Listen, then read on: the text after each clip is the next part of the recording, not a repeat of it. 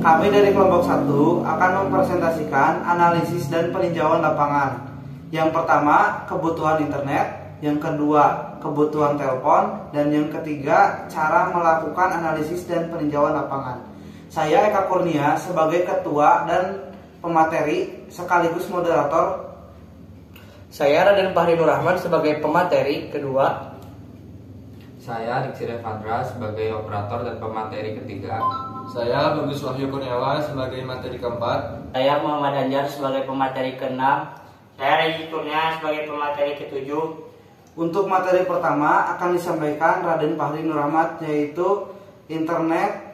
Internet kependekan dari interconnection networking, yaitu seluruh jaringan komputer yang saling terhubung menggunakan standar sistem global transmission control protocol atau internet protocol SUT, atau yang sering kita sebut dengan TCP/IP, yaitu sebagai protokol pertukaran paket atau paket switching communication protocol untuk melayani miliaran pengguna di seluruh dunia.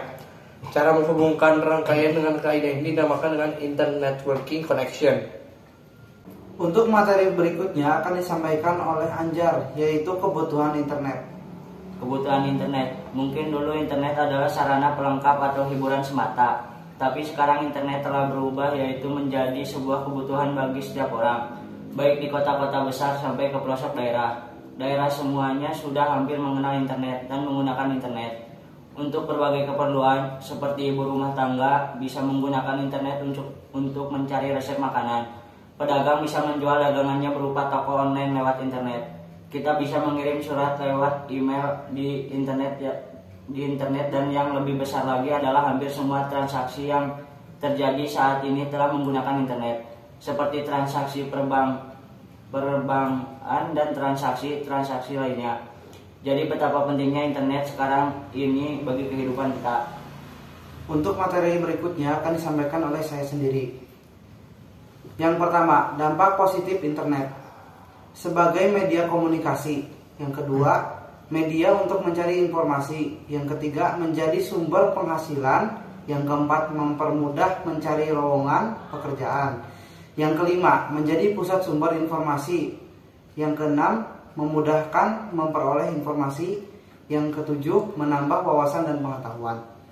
Untuk dampak negatif internet yaitu mengurangi sifat sosial di dalam kehidupan, kecanduan ke hiburan internet, banyaknya penipuan, banyak informasi palsu atau hoax, cyberbullying, membahayakan informasi pribadi dan menampilkan kekejaman. Untuk materi berikutnya akan disampaikan oleh Diksi, yaitu telepon. Telepon merupakan alat komunikasi yang digunakan untuk menyampaikan pesan suara, terutama pesan berbentuk percakapan, menggunakan transmisi sinyal listrik jaringan telepon sehingga memungkinkan pengguna telepon untuk berkomunikasi dengan pengguna lainnya. Materi selanjutnya akan disampaikan oleh Bagus. Telepon genggam adalah media telekomunikasi dua arah yang bisa menyampaikan dan merespon informasi pada saat bersamaan. Melalui telepon genggam, kita bisa melakukan telepon tanpa kabel, mengirim SMS, bahkan saat ini sudah ada smartphone yang berfungsi selayaknya komputer mini. Bisa mengakses internet, game online, dan video phone dan lain-lain. Selain ukurannya yang kecil, telepon genggam pun memiliki banyak model yang bisa dipilih sesuai dengan style penggunanya.